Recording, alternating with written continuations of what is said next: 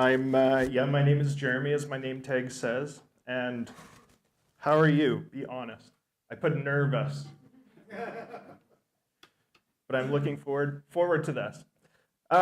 So I wanted to give you a little bit of insight into, how the sprawl got started and how honesty fits into my work as a journalist trying to do this new thing in Calgary.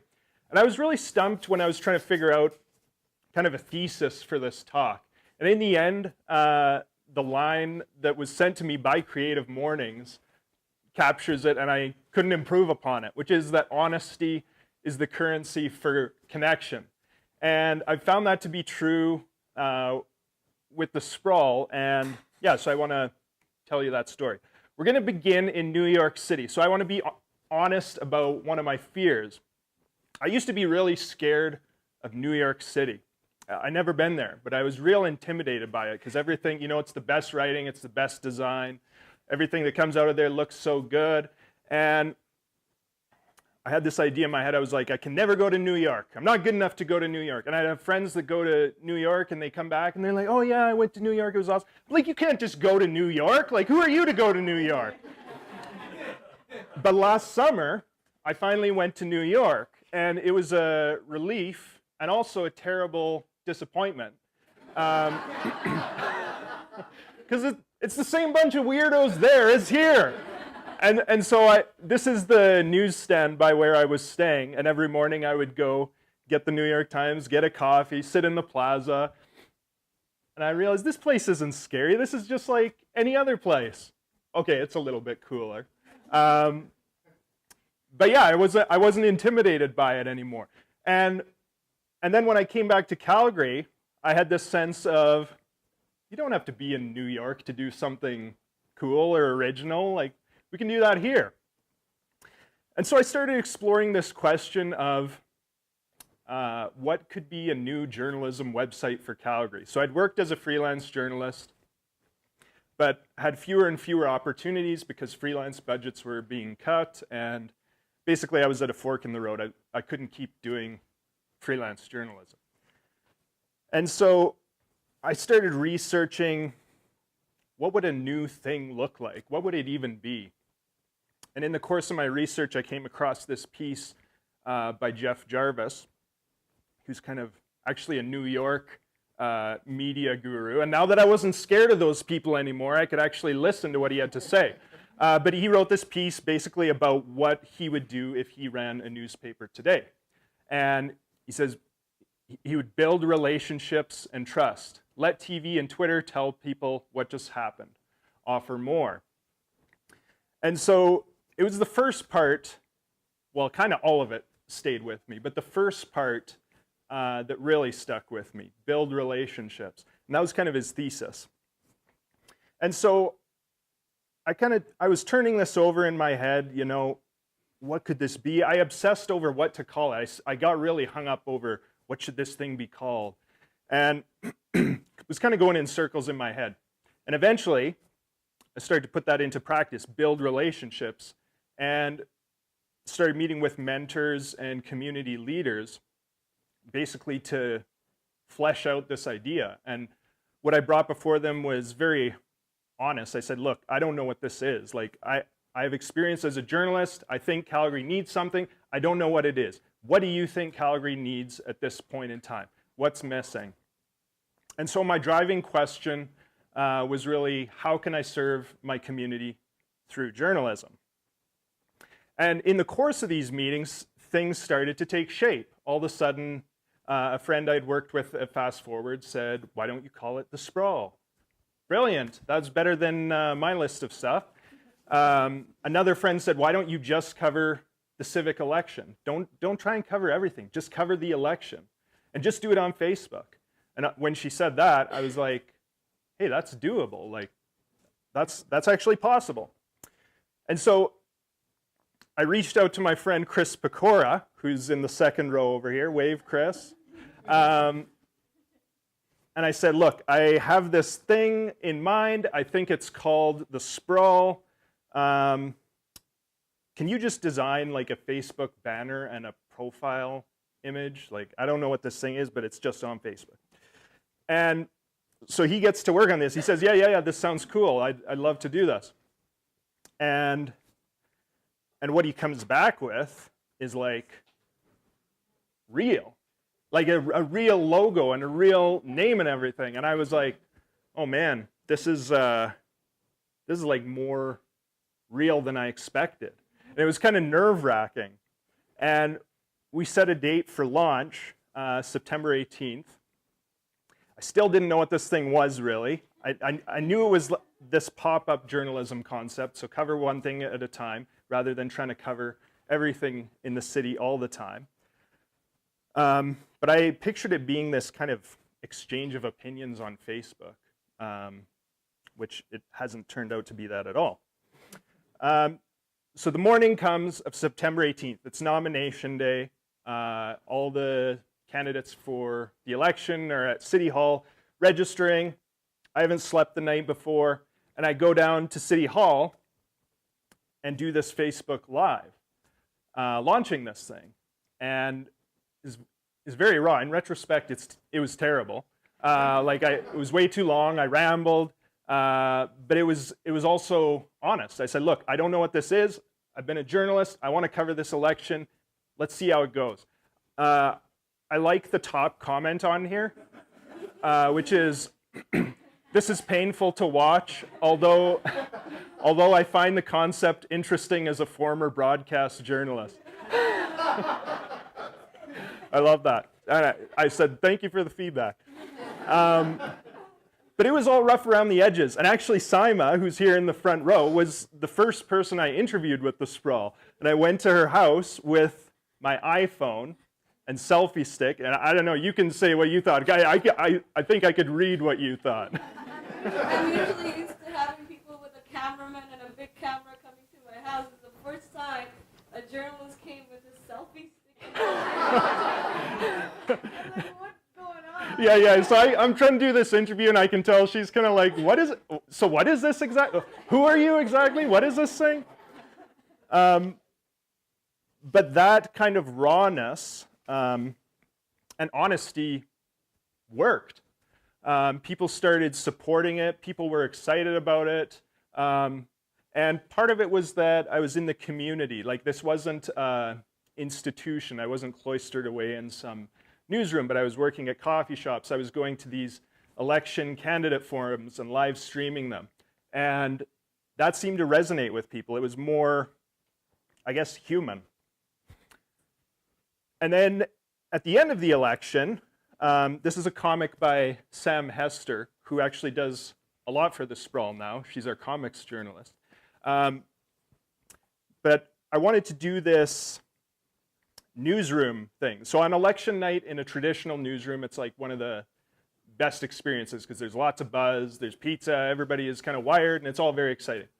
And I thought, okay, like this was just basically me and some journalism students covering the election. And I thought, well, we can't do a newsroom like that, so what do I do? And basically the idea was open it up to the community. So let's gather at a pub, and yeah, I can cover the election as the results come in. People can participate in it. So I was actually interviewing people at the pub during the thing. And it was a way of opening it up and letting people into it. So not letting it be this thing which I think about in my head and control every aspect of, but open it up and let it be messy and be vulnerable. And that's been a theme throughout. So fast forward a few months after this, I started to realize I need some principles to ground this project. Like, I covered the election, but there was a lot of running around and responding to the, whatever happened that day. And I had the sense that, that and that's fine, but I had the sense that what I should be doing is really more in-depth stuff and really calm, bringing calm perspective rather than reacting to whatever's going on any given day. So I started to draft out this sprawl manifesto of some guiding principles. Here's my daughter doing her version of it. And again, I wasn't sure, like, where should this thing be anchored? Yes, I can think of something in my head, and I can write that up. But I wanted to open it up to the community. So literally, I just took a picture of my notepad here and said, look, I want to make this manifesto. What do you think should be in here? Like, I got some ideas. What do you think should be in here? And through that conversation, I was able to flesh it out and to see things that I wouldn't have seen otherwise. And once again, it was fleshed out in person. So this was, we had like a small pub night where I said, come, just if you're around, drop in. We'll hammer this thing out. I want to hear from you. And it was this idea of, in-person connection and honesty and being at a table and community. So I want to give you now a very, very, very recent example of how honesty is playing in to the sprawl. And by recent, I mean yesterday. Very recent. Not that I put this together last minute or anything. I had this done a week in advance. But one of the things as a journalist that I really struggle with, and I struggle with it particularly looking ahead to the provincial election, is that I think a lot of journalism is futile, and I include my own in that. Like when I look at what's happening in the States, and more recently in Ontario, I think, what is the impact of good journalism? Does it actually illuminate? Does it actually change people's minds? When you lay out facts for people, does that matter? And I started to realize, I don't know. I don't know if it does. And one of the temptations for me as a journalist, which I know how to do and can do, is to speak to a certain group of people and tell them what they want to hear and milk that for all it's worth. But I read a piece recently by an Atlantic writer, and she makes this suggestion to complicate the narrative, so to introduce complexity into your journalism. And here's kind of her driving thesis. What if journalists covered controversial issues differently based on how humans actually behave when they are polarized and suspicious? And so the idea here, and she cites a bunch of research on this, is that when we are polarized, our brain actually changes the way it operates, like when we're in high-intensity conflict. And we actually shut down. So we actually can't be curious. We actually can't absorb new information. And she says basically no amount of investigative journalism, no matter how good, can get through that. And so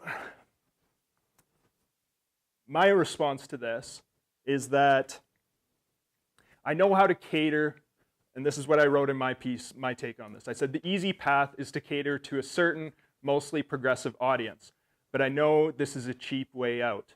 It's a way of avoiding the real task at hand. And that task is far more daunting. How can we complicate the narrative in our city and province? How can we create open conversations in a world that's closing up in fear? And once again, being honest with people about that seemed to resonate. Now, it doesn't resonate with everyone, and you can't please everybody. But it seems that people appreciate that level of honesty. And we got a whole bunch of new sign-ups for the sprawl yesterday, I think 14 or 15, just based on this. Based on saying, I don't know how to cover this election. I actually don't know, and I'm stumped. I want to quickly change gears a little bit and talk about what I do when I get stuck, because this happens quite a lot in my work on sprawl. So this is basically our city for the last month, except for today and maybe 2 other days. This gray. And so when the 1-year anniversary of the sprawl came around in September, I was down in the dumps, like really, really low, and I was really down on kind of the whole operation. I'm like, this is terrible. I'm out of original ideas. People are going to pull their support. All these fears, really, just and imposter syndrome. I'm a fake. I'm not worthy to be doing this, and finding it hard to even leave the house in the morning. Like really, really ground down. And thankfully, now that the sprawl is expanded and I'm not just a one-person show anymore, Jimena, our community manager, can you wave? Yes, I'm putting you on the spot. We were planning this 1-year anniversary event for the sprawl, and I told her, I'm like, man, I can't even think of going out to like see people and like celebrate this. Like I don't even know. And she's like, the show must go on. And you need somebody like that, absolutely. She's like, I get it, but we're doing this. All we have to do is send out the invite. Like, everything's ready. We just got to invite. You got to show up. Just do it. And of course, she was right. And when I am in these states, which is a lot, there are 3 things that I do to kind of reorient myself and, I don't know, get attached to a more honest place, I suppose. One is to walk in my neighborhood, to go perhaps aimlessly. And it feels like the most useless activity because you're not being productive. And I don't know about you, but I am really hung up on this idea of productivity. Like, I always feel I have to prove I've done something great. And if I haven't produced something, I grind myself down over it. And when I walk, I realize, you know what? My vocation, I don't know, my vocation is for this city isn't even as a journalist. My vocation is as somebody who walks. All I need to do is walk. I can just be here in my community. And that's enough. The second thing I do, and this one's kind of weird, I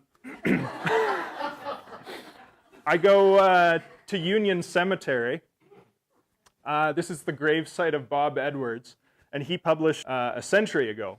And he was a real character, real hilarious, and really had a withering take on the many pieties of the city in that day. And he also published irregularly. And the sprawl derives its irregular publishing frequency from that. So he would publish. He was supposed to be weekly, but he would miss it all the time, and he was always drunk a bunch of the time, and it was a big mess. But people stayed with him and supported him because the stuff he did was good. So I go here, and basically I'm reminded that, you know what, like, what's in front of me today in this project I'm working on is not the be-all and end-all. Like, in my egocentrism or whatever, I sometimes think it is. And I go here and I realize, no, it's not. Like, there's been lots of people who have done this before for different lengths of time, and I'm just part of that story, and that's all. And then the third place I go, which actually I can't go to this month, is the local history room in the Calgary Library. So this is actually closed because they're moving it.